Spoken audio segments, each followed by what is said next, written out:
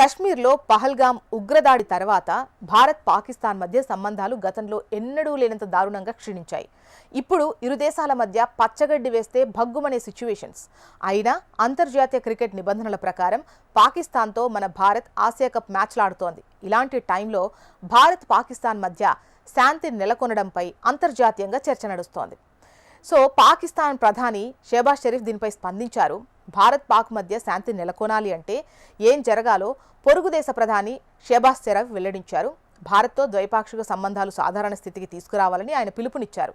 లండన్లో పాకిస్తాన్ జాతీయులను ఉద్దేశించి మాట్లాడిన షరీఫ్ కశ్మీర్ సమస్యను ప్రస్తావించారు. ఈ ప్రాంతంలో శాంతిని నెలకొల్పడానికి భారతదేశం ప్రయత్నాలు చేయాలని కోరారు. భారతదేశం పాకిస్తాన్ పొరుగు దేశాలని మనం కలిసి జీవించడం నేర్చుకోవాలంటున్నారు. కానీ కశ్మీర్ సమస్య పరిష్కారం కాకపోతే సంబంధాలు సాధారణంగా ఉండవు. కశ్మీరీల రక్తం వృధా కాదన్నారు.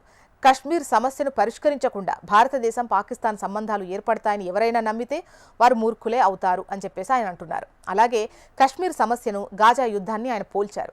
తాము 4 యుద్ధాలు చేశామని, $1 బిలియన్ ఖర్చు చేశామని, ఆ నిధులను పాకిస్తాన్ ప్రజల అభివృద్ధి శ్రేయస్సు కోసం ఉపయోగించాలన్నారు. భారతదేశం మంచి పొరుగు దేశంగా ఉండటానికి బదులు పోరాట విధానం అవలంబిస్తోందని ఆరోపిస్తున్నారు షరీఫ్. మనం శాంతియుతంగా జీవించాలా లేదా పోరాటం కొనసాగించాలా అనేది మా ఇష్టం అంటున్నారు.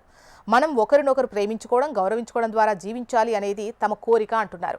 పహల్గామ్ దాడి ఆపరేషన్ సింధూర్ తర్వాత భారత్తో దిగజారిన సంబంధాలు పునరుద్ధరించేందుకు షరీఫ్ ప్రయత్నిస్తున్నారు అని అంటున్నారు.